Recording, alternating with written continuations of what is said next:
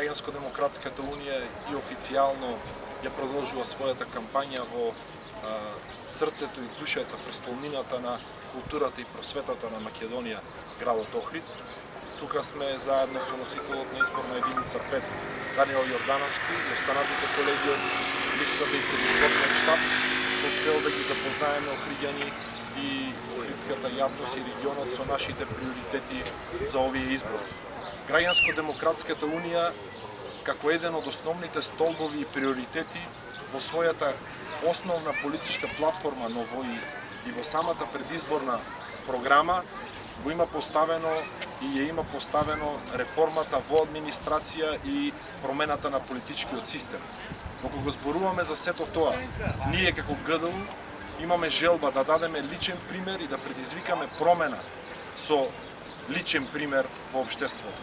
Затоа ние кога зборуваме за политички промени и реформи, зборуваме дека тие реформи треба да започнат од врвот на пирамидата, тоест од нас политичарите.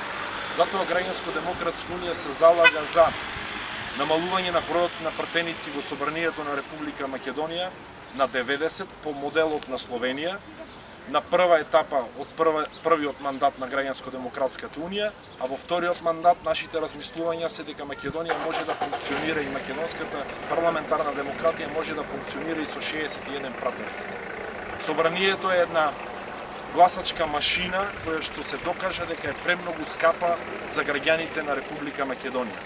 Над 7 милиони евра се трошат на основа на бруто плата за пратеници во собрание. Со само половината од тие средства ние би можеле да изградиме едно модерно училиште по германски модел во кое што да се обучуваат и образуваат над 800 ученици. Затоа ние зборуваме за основни приоритети како што се образованието и здравството. Кога размислуваме за промена на политичкиот систем, нема како да пропуштиме дека за оваа година Македонското собрание има буџет од 10 милиони евра. Со половината од тој буџет може да се развие слободно Охридската, Битолската или која и да било друга болница како основен приоритет во општеството, а тоа е здравието на граѓаните.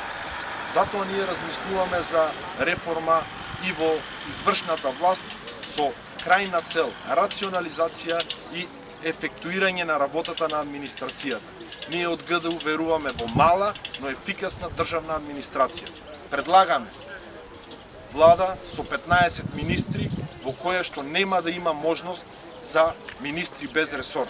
Ние сметаме дека купувањето на политички мир во земјава со назначување на министри без ресор во владава е крајно време како пракса да престане во нашата држава, бидејќи граѓаните не се должни на луѓе кои што реално немаат обврски, не работат ништо, да им исплаќаат високи плати и привилегии.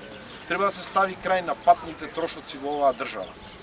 Кога ќе завршиме со врвот на пирамидата, намалување на број на пратеници, намалување на министри во влада, тогаш можеме да зборуваме за намалување на бројот на советници на премиерот и воведување на пракса на еден заменик министер. Со намалување на сите тие трошоци ќе се отворат и ќе останат средства во буџетот, кои што ние ќе можеме да ги инвестираме во нашите основни приоритети – здравство и образование, како и капитални инвестиции на територијата на целата република. Ние зборуваме и предлагаме да се намали бројот на државни агенции, да се намали бројот на администрација преку рационализација и процес на предвремено пензионирање. Кога зборуваме за кратењето на јавните трошоци, нема како да не ги споменеме апсолутно паразитската пракса на надзорни и управни одбори на државни институции и предпријатија, кои што за жал освен да земаат плата од буџетот, со ништо друго не помагаат ниту на општеството, ниту на средината во која што живеат. Граѓанско-демократската унија овие приоритети ги поставува на прво место во својата агенда со јасна цел да ги намалиме јавните трошоци за да останат средства со кои што да ги развиваме добрата во нашето општество, а тоа е образованието и здравството.